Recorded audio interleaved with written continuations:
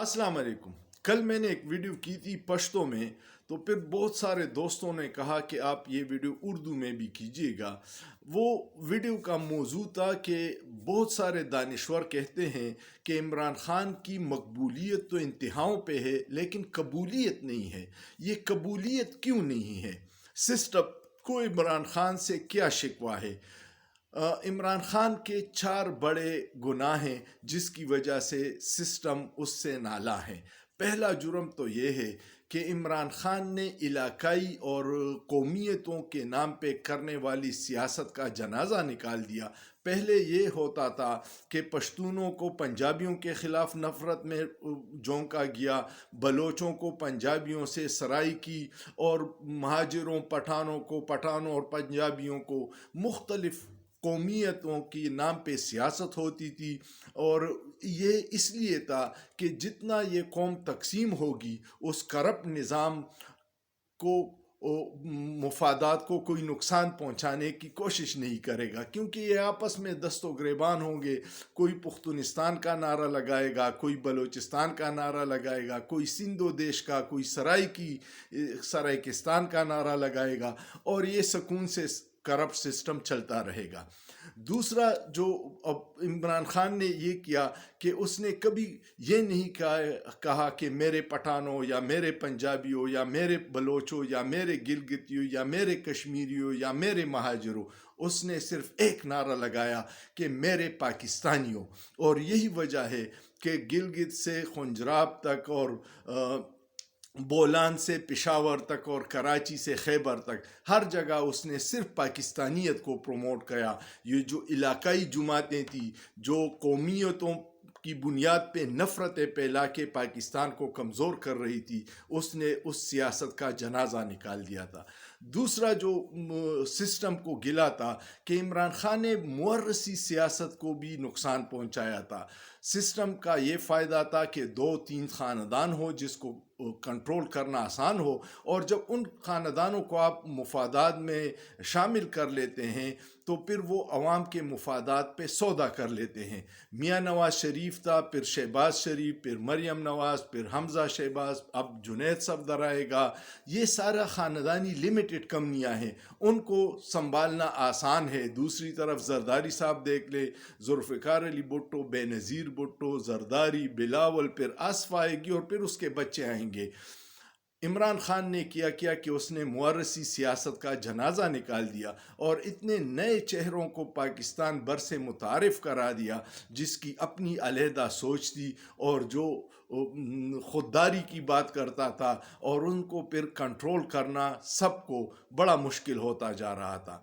तीसरी जो उन्होंने इमरान खान सिस्टम के लिए नाकाबिल कबूल था वो ये था कि ये जो मजहबी बुनियाद पे पाकिस्तान में तफरीक बनाई गई थी कि बरेलवी और शिया और सुन्नी और अहले हदीस और सारे आपस में लड़े रहे थे और कोई मुसलमानियत की बात नहीं कर रहा था। अल्लाह ने कुरान में फरमाया है कि मेरी रस्सी को मजबूती से पकड़ो, और ये लोग सिर्फ अपने फ़िरके की रस्सी को मजबूती से पकड़ रहे थे, दीन के लेना देना नहीं था। इमरान खान जब आया और उसने यूएनओ में इस्लामोफोबिया पे खिताब किया, इस मगरब को बता दिया कि रसूलुल्लाह हमारे दिलों में रहते हैं और उनके ख़िलाफ़ अगर मगरब कोई तौहीन करता है तो 2 अरब मुसलमानों को दुख पहुंचता है।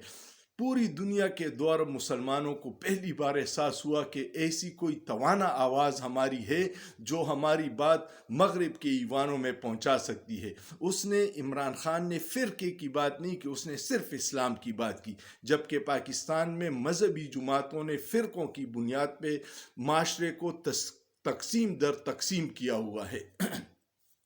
चौथा गुनाह इमरान खान का यह था कि पहले वोट सिर्फ होता था बिरयानी की प्लेट पे या कीमे वाले नान पे या बेनज़ीर कार्ड पे। इमरान खान ने करोड़ों नौजवानों को वो शऊर दिया कि उनको ये एहसास हो गया कि वसाइल तो हमारे हैं और उस पर 5% लोगों ने कब्ज़ा किया हुआ है और अवाम को कुछ नहीं मिल रहा। अब जब अवाम जब वो सवाल पूछने लगते हैं उन हलकों से जिन्होंने वसाइल पे कब्ज़ा किया गया है, तो ये बात उनको नागवार गुजरती है। और ये गुनाह भी इमरान खान के खाते में है कि उसने अवाम को बाशऊर क्यों किया। अब इमरान खान चाहता था कि ख़ित्ते में हम आज़ाद खारजा पॉलिसी बनाएं, जिसका मकसद हो कि हमारे हर एक से अच्छे ताल्लुकात हों, लेकिन ग़ुलामी किसी के साथ ना हो। हमारी जो अशराफिया है, उनकी ख्वाहिश है कि हम अमरीकी कैंप में हो और बाकी हम जो भी वो कहें हम उनको मान लें। अमरीकी इंतहाई खुद गर्ज कौम है, वो मुफादात के ताबे हैं। आपसे मुफादात होंगे तो आपको फ़ायदा देंगे, आपके नहीं होंगे तो फिर वो आपको कोई फ़ायदा नहीं देंगे। हम इस गलत फहमी में हैं कि हम सारी उम्र उनके लिए काम करते हैं तो वो मुश्किल में हमारे काम आएंगे। ऐसा नहीं है। इमरान खान रूस से भी ताल्लुकात चाहता था, चाइना से भी चाहता था, ईरान, अफ़गानिस्तान, हिंदुस्तान, हर एक से बराबरी की बुनियाद पर ताल्लुकात चाहता था। और ये आज़ाद खारजा पॉलिसी हमारे अशराफिया को पसंद नहीं थी, वो ग़ुलामी में खुश थे। तो इमरान खान ने जब एब्सोल्युटली नॉट कहा और कहा कि अगर आइंदा अमेरिका ने हमसे अड्डे मांगे तो हम नहीं देंगे, ये बात उनको भी नागवार गुजरी। तो फिर उसके ख़ात्मे की वजूहात में ये सारी शामिल है। ये वो बुनियादी वजूहात थी जिसके बाद इमरान खान की मकबूलियत तो है लेकिन कबूलियत नहीं है। और 8 फरवरी को अगर अवाम बड़ी तादाद में निकलें तो ये फार्मूला गलत साबित होगा कि जब तक कबूलियत नहीं होगी आप नहीं आ सकते, लेकिन जब अवाम का बंदा लाडला बन जाए तो फिर उसका रास्ता कोई नहीं रोक सकता। उम्मीद है 8 फरवरी पुरअमन इलेक्शन इनेकाद के दिन आप निकलेंगे, अपने वोट का सही एक हक इस्तेमाल करेंगे और फिर अपने वोट पे पहरा देंगे, ताकि जो लोग इलेक्शन में धांधली का प्लान कर रहे हैं या इलेक्शन चुराने की मंसूबाबंदी कर रहे हैं, उन सारे मंसूबों को आपने फेल करना है। हम सब मुहिब वतन पाकिस्तानी इस मुल्क की सलामती और बका के लिए जो कुछ हो सकता है हम सब ने ज़िम्मेदारी लेनी है। और ये नहीं सोचना कि इस मुल्क ने हमें किया दिया, हम ये सोचें कि इस मुल्क ने तो हमें बहुत कुछ दिया है, हमने बदले में इस मुल्क को किया दिया है। आपके पास वोट की ताकत है, इस ताकत को सही इस्तेमाल कीजिएगा और 8 फरवरी को उन सारी कुव्वतों से बदला लेना है जिसने इस मुल्क पे कब्ज़ा किया हुआ है। उम्मीद है आपको ये वीडियो पसंद आई होगी। वीडियो पसंद आए तो इसको शेयर कीजिएगा, लाइक कीजिएगा, कमेंट कीजिएगा और मेरे YouTube channel Anees Khan official को सब्सक्राइब कीजिएगा। और सोचिए, सोचना जुर्म नहीं है।